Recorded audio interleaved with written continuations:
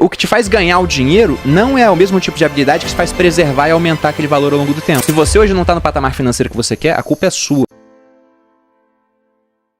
Eu tenho 20 anos e me sinto atrasado também. 20 anos? É porque eles estão vendo o pessoal no YouTube, sei lá, com 20 anos ganhando milhões, e aí ficam se comparando. É muito doido, pô. Se eu for me comparar com esse cara, eu me acho um bosta. Verdade. Porque com 20 anos era isso. 20 anos eu tava estudando ainda, não tinha nem uma bicicleta que era minha, e simplesmente, se alguém falasse pra mim que com 33 eu ia estar onde eu estava, eu ia falar, você tá doido, como é que eu não sei nada ainda, vou chegar nesse tipo de patamar? Eu nem acreditava que seria possível. E esse é um ponto muito importante do livro também, porque não basta pro T. Harv Eker que você leia ali os princípios, os arquivos. Você tem que chegar no final e fazer uma declaração. E a declaração sempre termina uma frase reforçando aqueles princípios, aqueles arquivos, e no final, eu tenho uma mente milionária. Para que você, de fato, repita tanto isso até o ponto de chegar a acreditar. Porque isso é significativo. Eu tenho um exemplo próprio meu, que é incrível, na minha opinião, porque hoje eu me acho uma pessoa ultra inteligente, mas nem sempre foi assim. Eu era um dos melhores alunos da sala até a 4ª série, que meu pai estudava comigo, né? Aí meus pais se separaram. Talvez as finanças tenham um peso nisso, porque estavam atolados em dívidas, né? Só o amor não é suficiente, eu acredito nisso de fato, porque a hora que a dívida entra pela porta, o amor às vezes sai pela janela, você perde a admiração pelo cônjuge. Mas enfim, separaram, eu fui pro Rio de Janeiro. No Rio de Janeiro, minha mãe não estudava comigo, ela tava trabalhando, então ficou pra eu estudar sozinho. E aí eu vi rapidamente que tirando 10 ou 5, eu passava de ano igual. Então, o que eu fui fazer, né? Comecei a estudar pra passar na média e dedicava meu tempo a coisas lúdicas, né? Jogos, ver televisão. Só que eu fui fazendo isso durante tanto tempo, Joel, que teve uma hora que eu simplesmente nem raciocinava que eu poderia tirar um 10. Eu já me julgava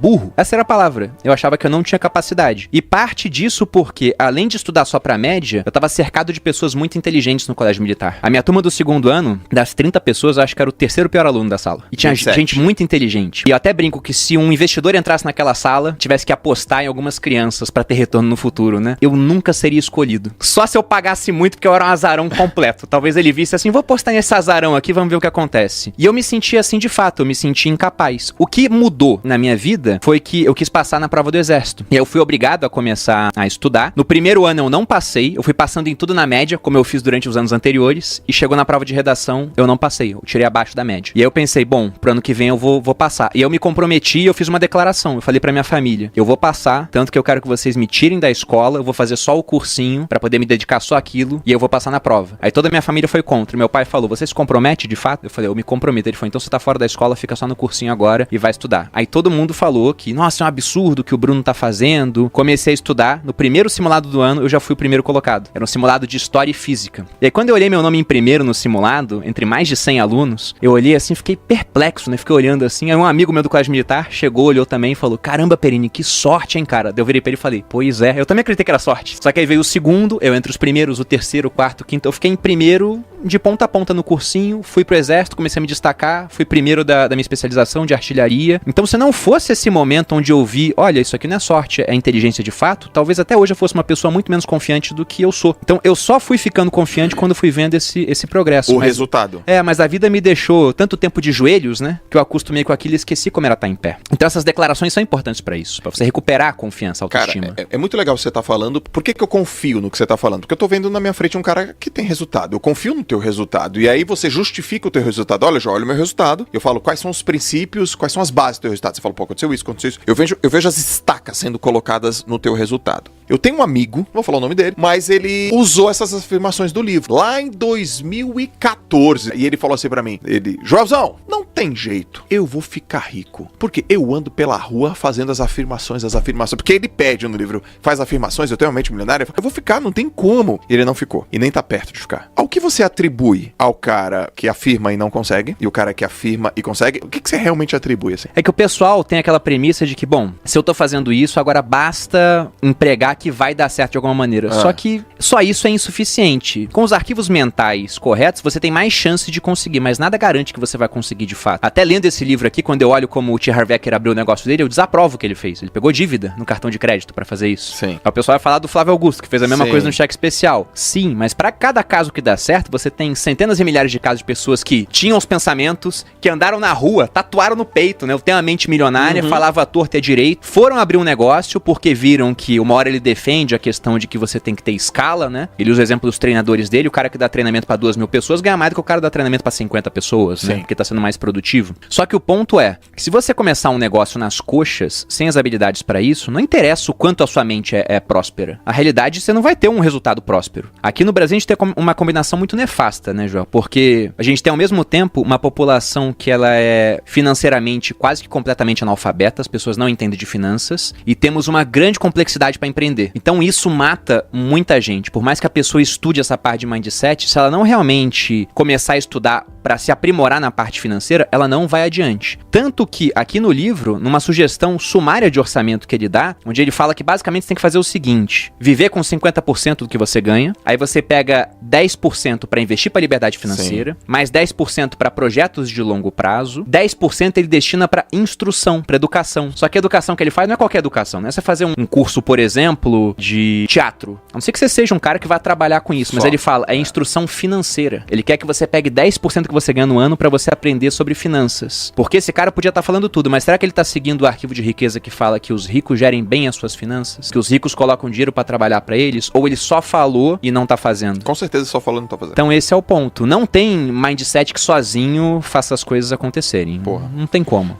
Tem uma frase, né, do Derek Box: se você acha que a educação é cara, experimente a ignorância. Investir em conhecimento rende sempre os melhores juros. E tem um ponto bem interessante sobre isso, porque eu já falei que eu baseei a minha sugestão de orçamento do Viver de Renda, que foi o que eu segui durante muito tempo na minha vida. Hoje já não se aplica mais porque os ganhos que eu tenho são muito mais altos do que as despesas, então fica muito diferente. Mas a sugestão dele é: viva com 50%, invista 10% para liberdade financeira, 10% para longo prazo, 10% para lazer, e ele fala em doar 10%. Na minha, não tinha doação de 10%. Eu botava em viver 55%, 5% a mais, e 5% pro colchão financeiro.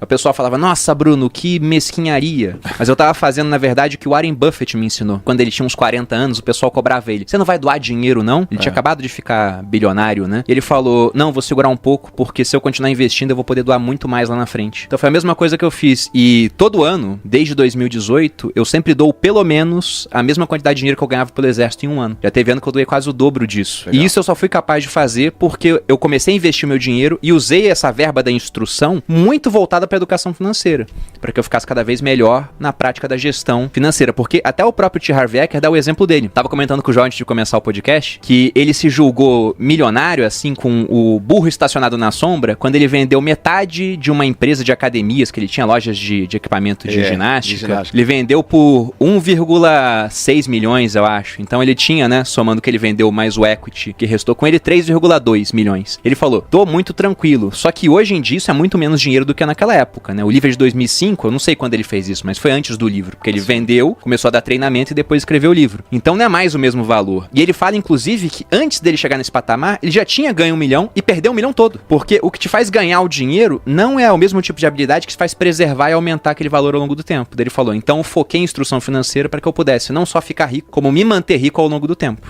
O que você faz quando você acredita numa coisa? Você promove. Então você tem que aprender a promover o que você faz. Você tem que aprender a promover as coisas que você gosta. Ele fala assim: o que você faz quando você descobre um milagre? Você conta para as outras pessoas: poxa, gente, eu sou um cara que, vim ali numa família, foi pobre, foi difícil, aquele negócio todo, nordestino, e construí minha riqueza. Por onde? Pela educação, obviamente, pela aplicação da educação. Eu acho que essa parte é especialmente interessante. Eu mesmo crio o meu próprio grau de sucesso financeiro. Você é responsável pelo que produz, pela falta de riqueza que produz e por todas as opções no meio do caminho. Então, se você hoje não tá no patamar financeiro que você quer, a culpa é sua. E você sabendo disso, já tendo essa consciência, primeiro ponto é consciência do problema. Você não resolve um problema que você não sabe que tem. Exatamente. Tá inconsciente. O segundo é, você tem a consciência, agora você vai entender por que aquilo tá acontecendo. Poxa, por que eu tenho esse modelo de dinheiro que é tão ruim? De onde veio? Aí você descobre de onde veio. Ah, meus pais têm o mesmo modelo que eu, são endividados, eu repeti esse modelo. Agora vem a parte de você poder ressignificar esse tipo de coisa, e aí você muda e vê: olha, isso aqui é a gravação que me deram. Eu sou o gravador, agora eu quero gravar arquivos novos. E por último, vem a declaração, que é nessa hora onde você se compromete de fato a mudar. Porque não basta só falar, né? Falar uma coisa, é ótimo. É melhor falar do que não falar. Só que no exército tinha uma história muito bacana, que os meus instrutores sempre usavam, e depois eu usei com os meus soldados também, que era a diferença do ovo e do bacon em um café. Eles falavam sobre a diferença entre estar envolvido ou comprometido. E diziam que num café da manhã, onde você tem ovos e bacon, A galinha está envolvida, porque ela cedeu o ovo.